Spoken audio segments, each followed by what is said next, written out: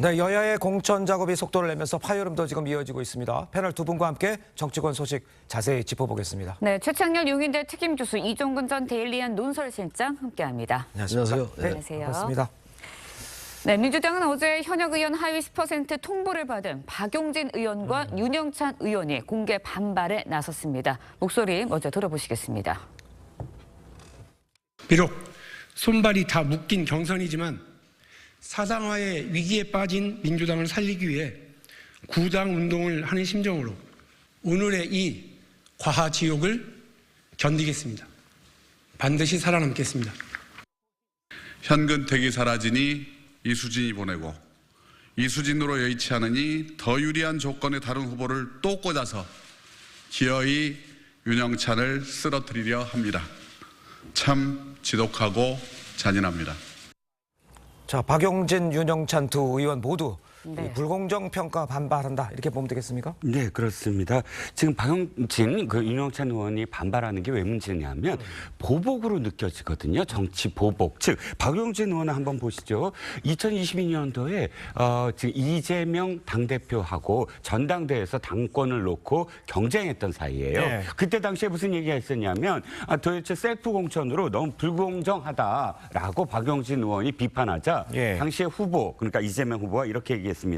내가 당대표가 되면 공정하고 합리적인 그런 당 운영을 통해서 박용진 후보도 공천 걱정 안 하게 해주겠다. 이렇게 공언을 했었거든요. 그러니까. 상당히 그때 또 근데 치열했습니다. 박용진 후보도 이재명 후보에 대해서 상당히 공격적이었고. 근데 지금에 와서 공천을 저렇게 하위 10%를 포함시킨다면 박용진 의원이 사실 굉장히 열심히 했다라는 평가는 객관적으로 집회에 나와 있거든요. 네. 그렇기 때문에 정치 보복이다라고 지금 비판을 받을 수 있는 지형. 그리고 윤영찬 의원도 사실 또 마찬가지죠. 쓴소리를 많이 했던 의원. 그러다 보니까 대표적으로 이 두 사람의 지금 이 반발이 네. 상당히 심각한 어떤 상징으로 보여지는 겁니다. 네. 그렇군요. 일단 이재명 대표는 한골 탈퇴하는 과정에서 생기는 아픔이다. 가죽을 벗기는 아픔이다. 이렇게 이야기를 하고 있거든요. 어쩔 수 없는 아픔이다라고 이야기를 하고 있는데 어떻게 보세요? 이거 황골 탈퇴하는 아픔을 보기가 좀 너무 과하죠 지금. 아까 말씀하신 것처럼 박용진 의원 하면은 어쨌든 당내에서 상당히 비주류로서 쓴소리를 많이 했어요. 네. 그리고 쓴소리를 많이 하면서도 합리적인 그런 논거에 입각해서 얘기를 많이 했거든요. 그 윤영찬 의원은 뭐 다 아시다시피 최근에 이제 물론 당에 잔류했습니다만 원칙과 상식의 의원이었잖아요. 네. 막판에 이제 그 탈당에서 잔류했었는데 그러다 보니까 아주 대표적으로 두 의원에 대한 이 지금 하위 10%에 드는 게 단순하게 무슨 뭐 한골 탈퇴라고 보기보다는 친명 대 비명 갈등 그리고 친명 대 친문 갈등의 전 대표적인 상징적인 조치라고 봅니다. 이렇게 되면 이제 우려했던 바가 이제 하나씩 이제 수면 위로 노출이 되는 거거든요. 예. 이재명 대표가 한가하게 저게 황골 탈퇴하는 걸로 이해해달라고 얘기하는 게 저는 이 사태를 더 키울 수 있다고 생각합니다. 왜냐하면 이 두 의원뿐만 아니라 앞으로 계속 이런 상황이 많이 나올 거거든요. 그렇겠죠. 이어지겠죠. 그렇다면 이거 당내 민주당내 내용이라는 게 단순히 내용에 그치는 게 아니고 당내 분열까지 할 수 있는 상황이라서 이재명 대표가 너무 안이하게 인식하고 있는 게 아닌가라는 생각도 듭니다. 네, 친문과 친명 간의 갈등 언급해 주셨는데 사실 하위 평가 명단에 친문계 의원들이 대거 포함이 됐다라는 보도들이 이어지고 있거든요. 그러다 보니까 친문계 의원들이 긴급 회의를 가졌다 이런 보도들도 이어지고 있고 조만간 뭐 집단 행동에 나선다라는 이야기도 나오고 있습니다. 오늘 의원총회에서 충돌이 이어질 수도 있다라는 언급들도 나오고 있는데 어떻게 예상하십니까? 네, 그렇습니다. 제가 개인적으로 판단하더라도 상당히 거칠게 지금 밀어붙이고 있다. 주류가 민주당의 어떤 공천 과정이 어떤 의미에서는 이것을 개별적으로 판단하게 만들어줘야 되거든요. 예. 개개인이 문제가 있다. 이런데 지금은 거의 친문 그룹이 살아남는 확률이 거의 없어요. 고민정 의원이 최고위원으로서 지금 당수 공천된 이후에 친문의 대표적인 주자들이 거의 다 지금 단수 공천에 포함되어 있지 않고 경선 내지는 뒤로 미뤄지고 있거든요. 예. 그러다 보니까 우리가 더 이상 물러설 데가 없다. 이미 보도가 됐죠.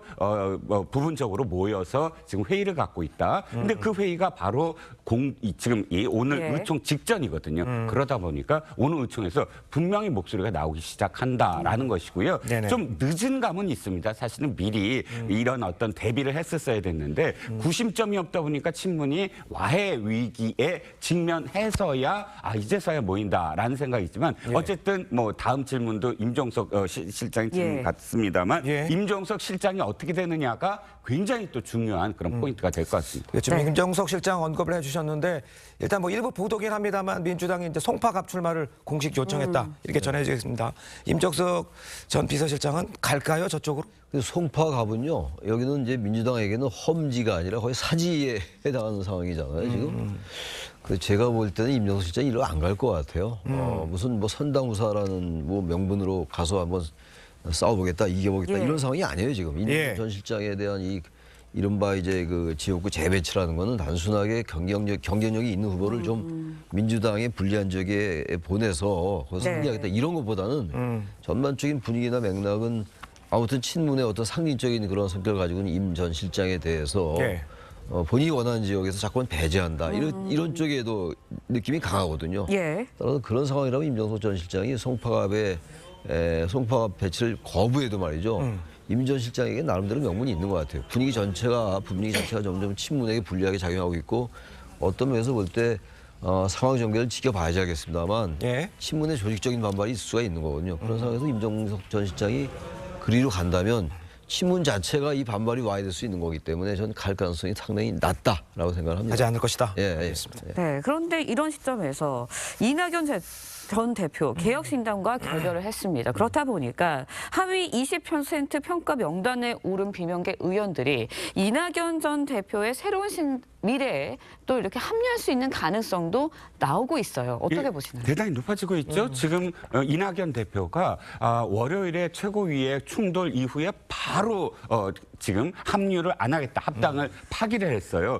그 파기한 이유가 바로 지금 민주당의 상황이거든요. 네네. 민주당의 상황이 두 가지입니다. 하나는 지지율이 떨어지고 있어요. 굉장히 오랫동안 지지율이 여론조사 말씀해서 좀 죄송합니다만 여론조사 결과를 이렇게 이어보면 예. 지지율이 다시 상승하는 기세가 보이지 않고 있다라는 것이고요. 예. 그것 때문에 사실상 당대표의 리더십에 대한 어떤 문제제기가 계속 이어지고 있고요. 두 번째는 뭐냐면 탈락한 사람들이 개별적이 아니라 아까도 말씀드렸지만 집단적인 어떤 상징이 돼버렸어요. 친문이라든지 혹은 비명이라든지 이런 네. 그룹핑이 되다 보니까 지금 이낙연 대표가 이렇게 얘기했습니다. 네. 진짜 민주당을 보여주겠다. 그러니까 네. 민주당의 본류다. 이런 어떤 캐치프레이즈가 도리어 지금 탈당하려고 하는 의원들을 이렇게 네. 지금 이낙연 새로운 미래 쪽으로 갈 수 있는 길을 터줬다라고 보여지죠. 예. 네, 이번에는 국민의 상황도 좀 짚어보도록 하겠습니다.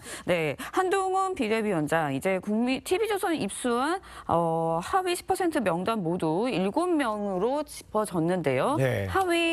여당도 하위 10% 현역 의원 평가 명단 곧 통보할 예정이라고 합니다. 근데 저희 TV조선은 입수한 하위 10% 명단 모두 7명으로 집계가 되고 있는데 아직까지는 상대적으로 큰 잡음은 없어 보이지만 통보 명단에 좀 들어가면 해당 의원 등 뭐 당내 반발이 좀 있지 않겠습니까? 어떻게 근데 예상하시나요? 어느 정당이나 아마 공천 과정은요 잡음이 나올 수밖에 없습니다. 근데 그 잡음의 정도가 이제 어느 정도냐의 문제고 일반 유권자가 인식할 때 특정 정당의 잡음이 그냥 다 잡음을 붙이는 게 아니라 지금 이제 민주당 말씀 잠깐 나눴습니다만 이게 상당 수위로 올라가면 이게 이제 당 공천이 혁신적이지 않다라는 이런 생각이 나오는 거거든요. 예. 느낌이 이제 인식이 누적되면 그 정당은 상당히 선거가 어려워지는 거잖아요. 예. 근데 그런 상황에서 볼 때 민주당에 비해서는 적어도 아직까지는 국민의힘의 공천 잡음은 거의 뭐 아직 안 나오고 있어요. 그렇죠. 몇 명은 뭐 이제 친윤 그룹이 공천 만든 것도 있고 단수 추천된 것도 있습니다만 예. 전반적으로 용산 출신이나 이른바 친윤 그룹이라고 하는 이 그룹이 이렇게 약진하는 현상은 아직 없는데 문제는 지금 하위 이제 10% 네. 포함된 의원이 7명이라고 말씀하셨습니다만 예. 향후 이제 대구 경북 지역, 특히 경북 지역이나 대구, 그다음에 이제 서울의 그 강남 지역 같은 경우 거기에 이제 어떤 사람들이 공천을 받느냐 거기에 따라서 아무래도 자본이 좀 나오긴 나올 겁니다 아마. 예. 국민의힘이라고 완전 예외일 수 없고 그 상황을 이제 정용환 공관위원장이 그런 표현을 했잖아요. 앞으로 고차 방정식이 될 거다라는 얘기가 아마 그런 상황을 그렇죠. 암시하는 게 아니라 이런 생각도 좀 듭니다. 예. 예. 저 교수님 언급하신 대로 아직 지역구 78곳 예. 보류 지역으로 남아 있습니다. 이 중에서도 영남이 14곳. 과연 이 잡음 없이 이루어지지는 않을 거라고 말씀하셨는데 어떻게 봐야 될까요? 네, 전적으로 교수님 말씀에 동의합니다. 네. 역대 어떤 총선에서 잡음이라는 게 없이 연착륙했던 총선은 없어요. 그런데 상대적이죠. 어떻게 상대적이냐면 국민들이나 유권자들은 절대평가를 하지 않아요. 상대평가를 합니다. 양 당에서 어느 쪽이 더 잡음이 있느냐를 보는 것이지 절대적으로 잡음이 없다를 보는 게 아니거든요. 네네. 지금 민주당이 처음에 제가 거칠다라고 여긴 게 바로 그 지점입니다. 자, 초두 효과라고 있어요. 처음에 인상이 어떻게 지워지느냐에 따라 마지막까지 그 인상으로 평가를 할 겁니다. 예. 시작할 때 이쪽은 쉬운 걸 했다라고 평가를 하고는 있지만 국민의힘이 가장 어려운 6사람을 승복시켰어요. 처음에 원내 3명인데 김성태 전 의원, 그다음에 석동현 전 부산지검장, 김무성 전 대표 이 세 사람이 차례대로 승복해버렸거든요. 그다음에 원내 3인 서병수, 김태호, 조혜진 이 사람들은 다 비주류예요. 그런데 지역을 이동하는 걸 다 받아들였거든요. 그 인상이 굉장히 처음에 크다 보니까 지금 잡은 계속 있긴 있어요. 서정수 의원이라든지 뭐 계속 이의제기를 하고 있는데 예. 그것이 크게 보이지가 않아요.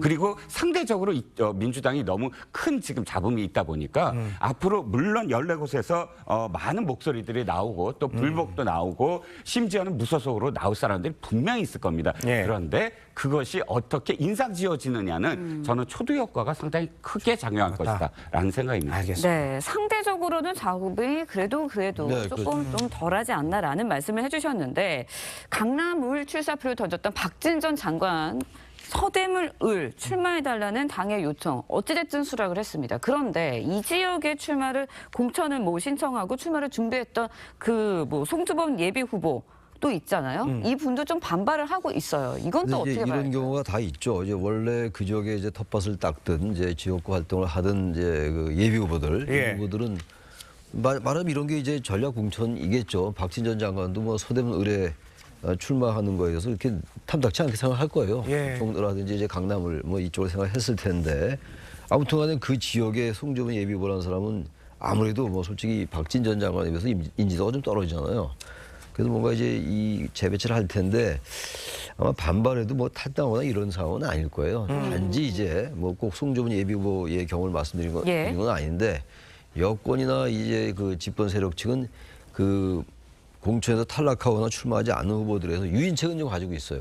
정치적 자원을 갖고 있으니까. 그렇죠. 설령 출마 못하더라도 뭐 다른 공직이라든지 네. 이런 것들을 뭐 제한까지는 아니겠습니다만 그런 유인책이 분명히 있는 거거든요. 예. 그런 면에서도 아마 야당에 비해서는 구조적으로 공천 자금이 아무래도 덜할 수밖에 없지 않느냐 생각해서 특히 송주범 예비 후보 같은 경우는 반발하더라도 뭐 탈당하거나 이런 상황은 아닌 것 같아요. 예. 알겠습니다. 네. 자, 다음으로 개혁신당 이야기를 좀 해보겠습니다. 이낙연, 이준석 공동대표 통합선언 11일 만에 각자의 길을 가기로 했죠. 두 사람 목소리 먼저 듣겠습니다. 더구나 그들은 통합을 깨거나 저를 지우기로 일찍부터 기획했던 것으로 보입니다. 저희는 통합 합의 이전으로 돌아갈 수밖에 없게 됐습니다. 다시 새로운 미래로 돌아가겠습니다. 할 말이야 많지만 애초에 각자 주장과 해석이 엇갈리는 모습이 국민들이 보시기에는 눈살 찌푸려지는 일일 것입니다. 제가 독재자의 이름까지 언급될 그런 상황인지는 모르겠지만은 독재를 표결로 하는 경우는 보지 못했습니다. 합치는 것도 좀 극적이었는데 네. 지금 이 상황에 예정된 수순 아니냐 이렇게 생각하시면 어떻게 생각하십니까? 글쎄요. 근데 저는 지난 그 연휴 첫날 9일날 맞아요. 전격적인 통합할 때 꽤 놀랐어요. 예. 진짜 이 개혁신당이 같이 하려는 사람들이 정치적인 성장 배경은 다르더라도 상당히 절박감이 있구나. 예. 그렇다고 가능성이 있다고 생각했어요. 양당에서 거대 정당들에서 이탈한 사람들이 모였다고 해서 그 자체가 그렇게 흠이 됐던 건 아니거든요. 예. 근데 이번에 이제 10일날 어제 이제 최종 발표가 된 건데 지금 화면에서 보신 것처럼 네네.